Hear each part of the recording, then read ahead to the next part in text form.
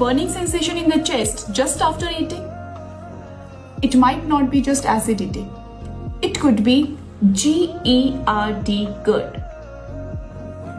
Hello everyone, this is Dr. Kanchan Upreti and today I am going to discuss about a condition which is very well known, very common but often overlooked. And this is known as gastroesophageal reflux disease. In simple words, this is a condition when the acid from the stomach backflows into the esophagus. यानी कि अगर हम सरल भाषा में simple words में बात करते हैं तो जो एसिड होता है स्टमक का, जब वो आपकी फूड पाइप यानी कि खाने की नली या खुराक की नली में बैकफ्लो करता है तो ओवर द टाइम ये जो कंडीशन होती है इसको हम GERD गैस्ट्रोइसोफेजियल रिफ्लक्स डिजीज बोलते हैं। एंड इसके बहुत सारे कारण हैं। So there is a lower esophageal sphincter which is present at the upper end of the stomach. And इस sphincter का काम क्या होता है कि जो खाना है आपका फूड पाइप से जो आ रहा है खाना वो आपके स्टमक में जाता है when this sphincter opens and thereafter it closes so that the acid from the stomach does not flow back to esophagus. But there is something to note. Over the time, due to excessive intake of acidic, spicy, oily foods, this sphincter loosens. उसकी वजह से क्या होता है, ये loose होता है and then इसमें इन्फ्लेमेशन हो जाता है और धीरे धीरे एसिड बैकफ्लो करता है फूड पाइप में और आपकी जो खाने की नली है वहां पर घाव कर देता है। सो द कॉमन कॉजेस अगर हम बात करते हैं that is over eating, overweight, excessive intake of alcohol, smoking habits, excessive intake of spicy, oily और acidic foods, right? कुछ भी है इनमें से।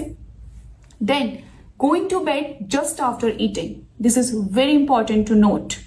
So these are some conditions, these are some causes which accompany to the chronicity of this condition. अगर हम बात करते हैं symptoms की, तो जो symptom देखने को मिलते हैं, there are very common symptoms. Nausea, vomiting, bloating, जो आपको और कंडीशन में भी दिखेंगे।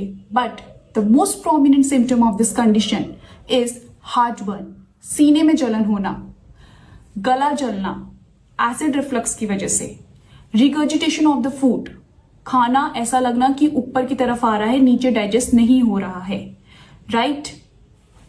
सो दीज आर सम सिम्टम्स जो बहुत पेशेंट्स बहुत ऑफनली फील करते हैं, बहुत ज्यादा कंप्लेन करते हैं about these symptoms.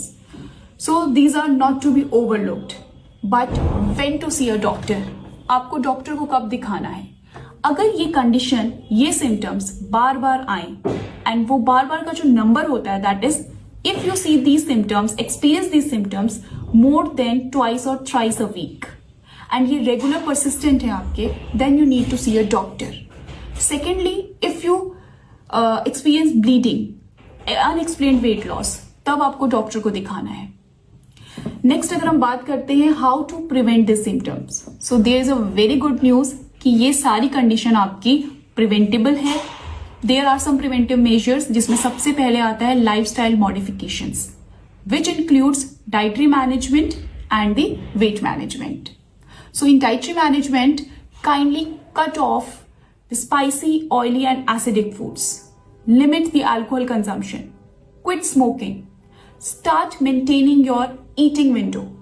Eating window होती है जो आप जिस वक्त में खाना खाते हैं। Suppose your eating window is 9 AM to 7 PM, तो इस टाइम के बीच में आप खाना खाते हैं। So what you need to do, instead of taking more at a time, ज्यादा खाना एक टाइम में खाने से बेटर है आप उसको पोर्शंस में डिवाइड कीजिए। Start taking small meals, 4 to 5 meals within this eating period, जो आपकी eating window है, you will see great results and your gut health will start improving.